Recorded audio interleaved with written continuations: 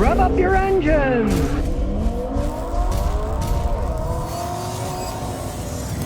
The Asians say they're all ready to take advantage of Ford and Chevy leaving the compact car segment. Presently, there's 6.5 million car owners who can't buy the same model sedan that they have now, and according to the statistics, 45% of them still want to buy a sedan when they get rid of the sedan that they have now. Everybody's buying SUVs and trucks, but some people still want sedans. I like sedans myself. So, guess who's going to take over? The Asian car manufacturers. I remember years ago, I talked to an executive at an American car company, and I said, you know, you're getting killed by these Asian compact cars. And they said, yeah, well, you know, really, Scotty, we're not any good at building compact cars anyway. And now that they've got out of the business of it, I guess the guy was telling the truth. This was, 2.5 decades ago, the guy told me that. The truth is coming out. That, yeah, they're not even trying to compete. They just stopped making those cars, and they'll let the Asians somehow. I guarantee you, there's going to be still a lot of people driving around in Toyota Camrys, Corollas, Honda Civics, Honda Accords, people driving around in Kias. I'm not a big fan of them, but people still buy them. Leaving that market entirely, they see that they couldn't compete, and their sales weren't doing that good. And they actually had a lot of problems. If you look at stuff like the Fiestas with their disaster transmissions, sometimes it's a good idea that they stop making those particular models. But leaving the market entirely, hey, they're leaving it wide open for the Asian car manufacturers because compact cars is their thing. All over the world, there's a lot of people driving compact cars, not SUVs and not trucks. So it's giving them an even bigger share of the market that they had already. Taha Katabi says, Scotty, are the newer Civics just as reliable as the older ones, particularly 2013 Civic EX? Civics have always been pretty well-built vehicles. Like every manufacturer in the world today, they're going cheaper in a lot. There's more planned obsolescence than there used to be. I got a customer with an old Civic. You're talking about 30-something years old. And that thing's got 500,000 miles on it. It's still going strong. I doubt that the new ones will last quite as long because, they're all going to this GDI fuel injection with extra pressure, turbocharging, and none of that stuff is going to last as long as the old stuff did. And of course, back in the day, a lot of people had standard transmission Civics. A standard transmission is going to outlast an automatic, hands down. You're not going to get 1,000,000 miles out of an automatic transmission. They're complicated. Things are going to wear out and break. The electronic controls can wear out. Standard transmission, as long as your arm and foot still works for the clutch, it's going to last a really long time.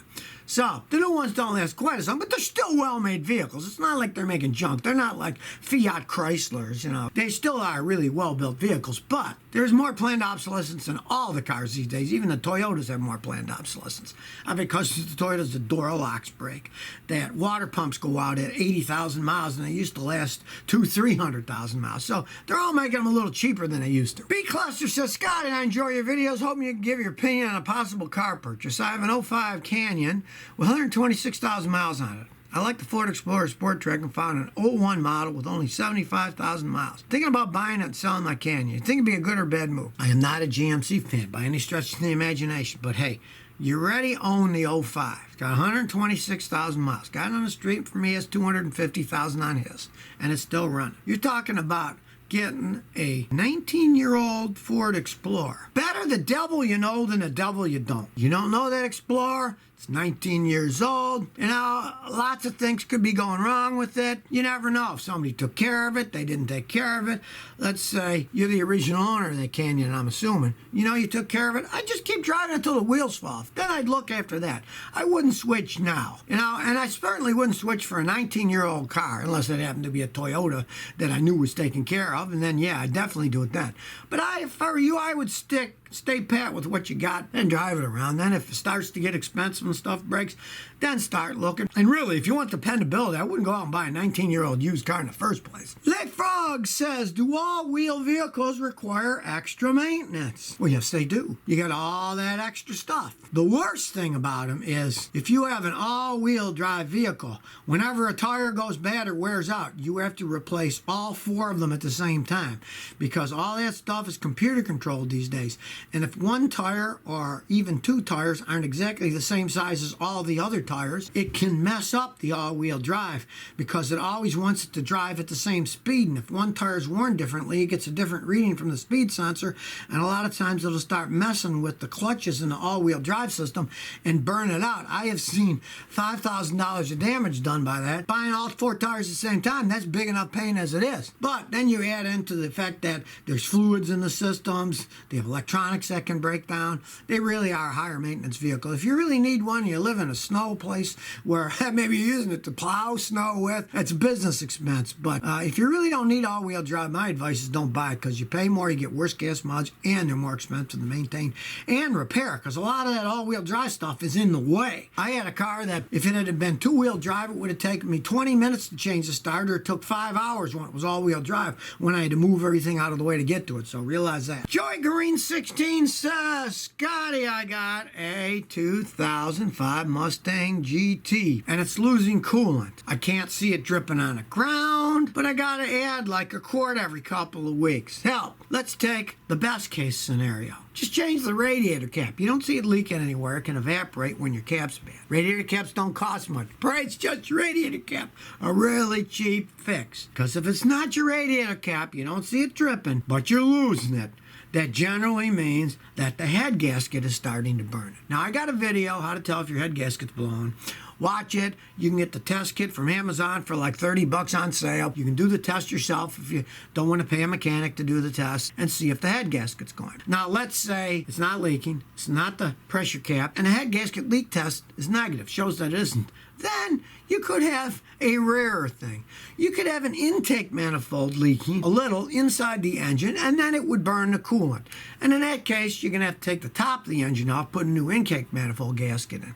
But that's a lot cheaper than replacing the actual head gasket of the engine. Realize that. Stewie J says, Scotty, I have a car that has a pitiful amount of power. When I go up 1/5, it bogs down, starts slowing down. There's no codes or anything. I had it scanned. Help. When you go uphill in a higher gear, that's really loading the engine, puts it under a heavy load. And if it starts bogging down, theoretically there's a lot of things that could go wrong. Could be out of tune. First, change the fuel filter. A clogged fuel filter will do that. Something that simple. Pressure test the fuel pump. Because when you're doing all that power going, it's got to get all the fuel. And if it doesn't, pump doesn't work right, now pray it's something easy like that. Because I've had customers that do that, and it turns out that the engines are just flat wearing out. I checked a bunch of stuff on them. When I didn't find anything wrong, and even the fuel pump was putting out pressure, I do a compression test of the engine, find out the engine had hardly any, just flat worn out.